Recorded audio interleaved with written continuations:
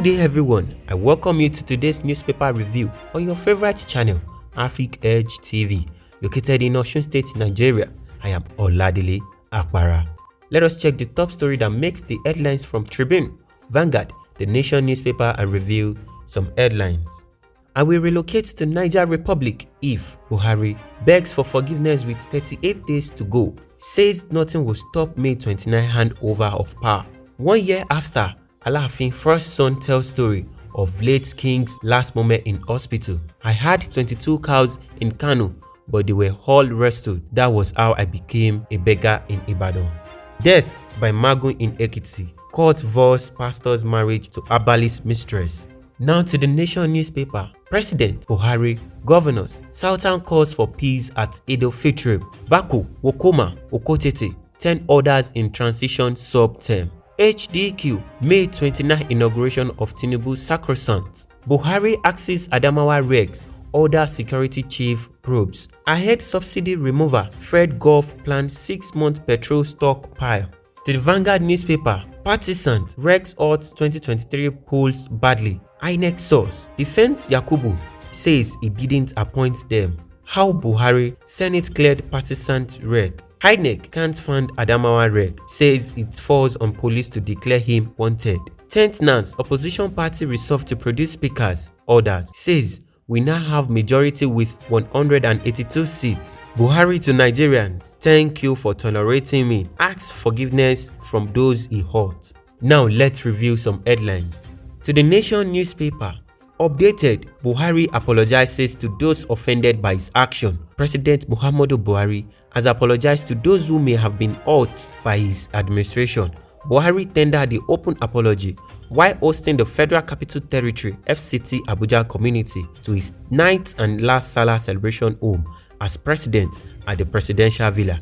Speaking at the celebration attended by key figures in the administration and from the Abuja community, led by the Minister of the FCT, Mohammed Bello, the president noted that God had been kind to him, having served the country in various capacities. He, however, told the crowd of home prayers at the villa that after his tenure, he planned to be far away from Abuja as possible to allow the incoming administration run without interference from him. There is no doubt I hurt some people, and I wish you will pardon me, and those that think I hurt them so much, please pardon me, he pleaded. The president also thanked Nigeria for tolerating his 8 years rule, saying, "Thank you for tolerating me. I consider myself lucky to have been a governor, minister, head of state, and now president of 2 terms." The president also said that he could not wait to go home after 8 years of being in the saddle of governing the country. The president, who described himself as being lucky to have led Nigeria in various capacities, said, "I can't wait to go home to Daura. If they make any noise to disturb me in Daura, I will leave for Niger Republic." The president praised democracy as the best form of government, saying that without it, he could not have been president after already serving as military head of state, given the side of the country he hails from. President Buhari added, "I am counting the days." President took a swap at those who said they cannot get justice at the courts, recalling that all Supreme Court justices in all election cases I took to court were all from North and Muslim, and yet he lost. He said thanks to technology and permanent voters card (PVC), he was able to make it in 2015 to Aso Rock. The Vice President Yemi Osinbajo, Senate President Ahmed Lawan, the Secretary to the Government of the Federation SGF Boss Mustapha, Chief of Staff Professor Ibrahim Gambari, Senator Philip Aududa, and CAN Chairman in FCT Reverend Timothy Hamakum were also at the Salah homage. Still in the Nation newspaper, APC, opposition party in battle of width over Gbajabiamila's successor. Minority parties strategize to unseat APC, plot South-South speaker. Lawan dismisses opposition's move to decide new National Assembly leadership. Induction for members elect to hold between May 7 and 20. Senate postponed resumption to May 2. The All Progressive Congress (APC) is pulling all strings to frustrate ongoing efforts by the People's Democratic Party and other minority parties in the 10th National Assembly to hijack the leadership of both chambers. Stakeholders in the ruling parties are understood to have launched preemptive move to stop the opposition party from imposing their choice as either Senate President or House of Representatives Speaker.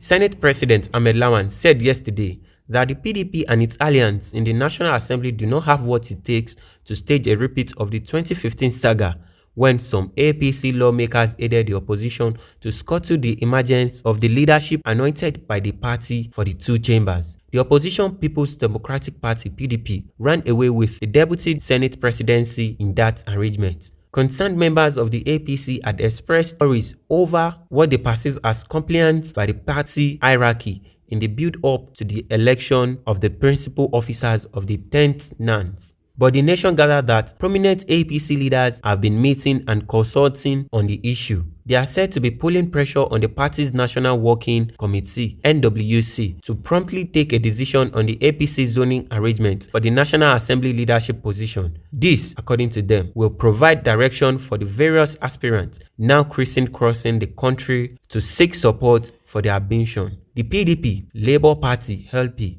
Social Democratic Party (SDP), New Nigerian People's Party (NNPP), Young Progressive Party (YPP), All Progressive Grand Alliance (APGAL), and African Democratic Congress (ADC) have a combined strength of 181 members in the House of Representatives, which has emboldened them to try to stand up to the APC and the leadership tussle, at least in the Green Chamber. The APC, on the other hand, has 179 rep-elects. The opposition party had formed an alliance to actualize their plan to install one of them, possibly from the South-South, as Speaker. With 182 members elect, opposition party can come together and become the majority caucus in the House, an insider told the nation yesterday. Now to Nigerian Tribune newspaper. Death by Magun in Ekiti. Court voice pastor's marriage to late herbalist mistress. An Ekiti State Customary Court in Ado-Ekiti has voided the 22-year-old marriage between a cleric in the state, Joshua Ajagungbala, and his wife, Rita, over irreconcilable differences, especially infidelity. The divorce-seeking pastor had approached the court to end the union blessed with 4 children following allegation of promiscuity committed by his wife, the recent being with a popular herbalist in Ikere-Ekiti, headquarters of Ikere local government area of the state. The herbalist, identified as Kende Fadayomi Ejiogbe, was suspected to have died of Magun Thunderbolt after engaging in a sex room with the cleric wife in a hotel on January 2, 2023. The cleric, in a petition, pleaded with the court to dissolve their union on the account of adultery and also pleaded for the custody of their children. The petitioner, in his evidence, stated that he did not pay the correspondent dowry, adding that they had both lived together for more than 22 years. He added that this would be the 3rd time he would drag his wife to court on the ground of adultery. Joshua stated that the correspondent in 2017 had an illicit affairs with an herbalist called Ifadayomi aka Ejiogbe, who is now late. He gave evidence on how the man died on the correspondent while having sex in a hotel in Ikere-Ekiti on 2nd of January 2023, which led to Thug destroying his house and his church at Ikere. Joshua was equally suspended by his church authority. The petitioner, as a result of this, stated that he was no longer interested in the union and pleaded with the court to dissolve it and grant him custody of their children.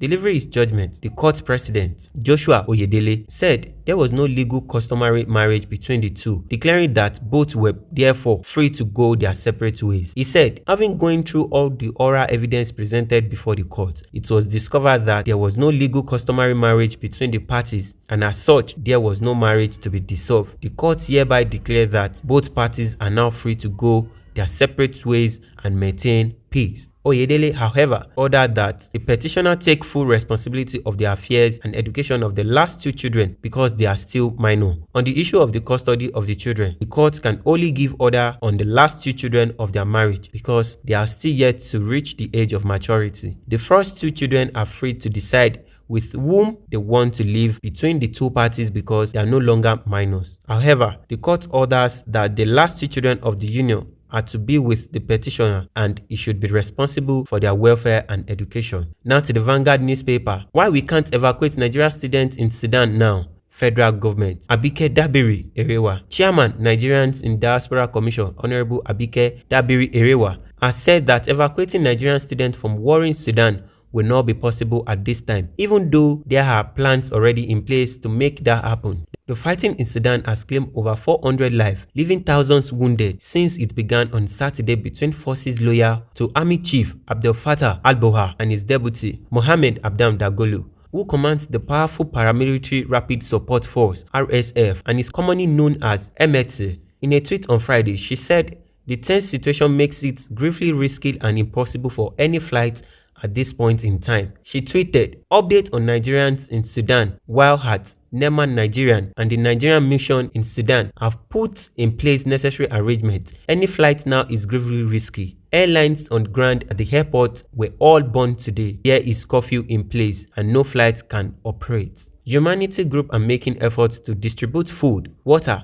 medicals, while all efforts are being put in place to hopefully get the warring parties to cease fire. Our thoughts and prayers are with our citizens over there and the whole country. Still in Vanguard newspaper, Ondo students block Akure-Ore highway with empty buckets, protest poor welfare. Students of Adeyemi College of Education, Ondo Town, Ondo State, have protested poor welfare by the management of the institution. They blocked the ever-busy Ondo-Ore highway with empty buckets and other items to protest the refusal of the school management to meet their demands on water and electricity on the campus. Vehicular movement was disrupted for hours in the town, resulting in motorists traveling through to take alternative routes out of Ondo town to continue their journey. The protesting students who converged on the road moved to the streets of Ondo, halting vehicular movement for hours, accusing the institution management of not being sensitive to their welfare. They came out with empty buckets and other items, using them to block the highway to show the lack of water in their hostel. They vowed to continue the protest, while the school management find problems of water scarcity and lack of electricity on the campus. Speaking with newsmen, one of the leaders, who identified himself as Tomilola, alleged that management has turned deaf ears to all their pleas and treated them unfairly despite the huge levies being collected from them. The students lamented the insensitivity of the management on issues and affairs of the students. Several meetings and consultations have been held with school authorities, but no actions has been taken so far. The management has refused to respond to her demands. They have failed to attend to her welfare, no water, no electricity, and this is becoming unbearable. Speaking with newsmen, the school spokesperson, Mrs. Oluseto Olatunyi, said the school management was working on the issues raised by the students. Olatunyi assured that all the issues raised by the students will be addressed by the management soon. And that is all on newspaper review for today. Don't forget to subscribe to our YouTube channel at Afric Edge TV and comment to all our social media handle. Join us tomorrow for another edition of this program. I am Oladile Akpara.